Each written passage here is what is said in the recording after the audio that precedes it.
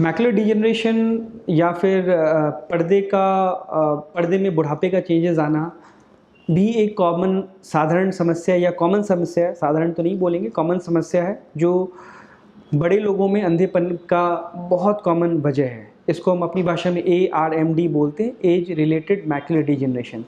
जैसा इसके डेफिनेशन में लिखा है, एज रिलेटेड मतलब ये एक उम्र में होने के बाद में ही होता है, मोस्टली हम 60 ईयर्स के बाद में देखते हैं। एज रिलेटेड मैकुलर डिजनरेशन बड़े बूढ़ों में रोशनी इरिवर्सिबल लॉस का वन ऑफ द कॉमन वजह होता है, अपार्ट फ्रॉम डायबिटिक रेटिनोपैथी या फिर glaucoma. Then comes ARMD। Irreversible इसलिए बोल रहे हैं क्योंकि ये रिवर्सल बैक नहीं हो सकता, जस्ट लाइक ग्लोकोमा या फिर रेटिनोपैथी। सो ARMD का ट्रीटमेंट या इलाज हम कैसे करते हैं? ARMD का ट्रीटमेंट बेसिकली डिपेंड करता है किस तरह का ARMD है। ARMD दो प्रकार का होता है, एक ड्राई ARMD बोलते हैं और एक वेट ARMD।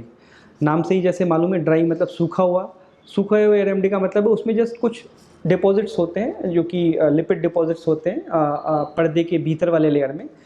उसको हम आगे ड्राई ARMD वेट ARMD की तरफ जाता है, और ड्राई ARMD यूजुअली विजन को बहुत कम नहीं करता है या विजन को अफेक्ट नहीं करता है। ड्राई ARMD अगर वेट ARMD कन्वर्ट हो जाता है तो फिर वो विजन को कमी करता है और अच्छा खासा कम करके कंप्लीट विजन लॉस कर सकता है। ड्राई ARMD का ट्रीटमेंट हम करते हैं न्यूट्रिशनल चेंजेस करके, प्लस हम कुछ स्पेशल मेडिसिन बोलते हैं, स्पेशल विटामिन होते हैं जिसको एरिड्स थेरेपी बोलते हैं।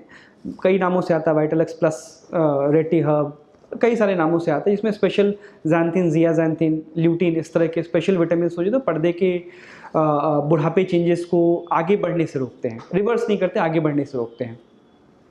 सो इन गोलियों को यूजुअली हम 2 महीना खिलाते हैं, 1 महीना बंद करते हैं, 2 महीना खिलाते हैं, 1 महीना खिलाते हैं। तो इसको खिलाने से फ़ायदा क्या होता है? मरीज़ को ऐसा जो चेंजेस है वो चेंजेस आ चुका है, उसमें कोई रिवर्स बैक नहीं होता है, लेकिन ये ड्राई वेट में कन्वर्ट होने से 50% चांसेस कम हो जाता है, 50% चांसेस कम हो जाता है, क्योंकि एक बार वेट में अगर कन्वर्ट हो गया तो वो एक तरह का इमरजेंसी भी है और उसमें परमानेंट विजन लॉस होने का चांसेस काफ़ी ज़्यादा रहता है ट्रीटमेंट के बाद में भी।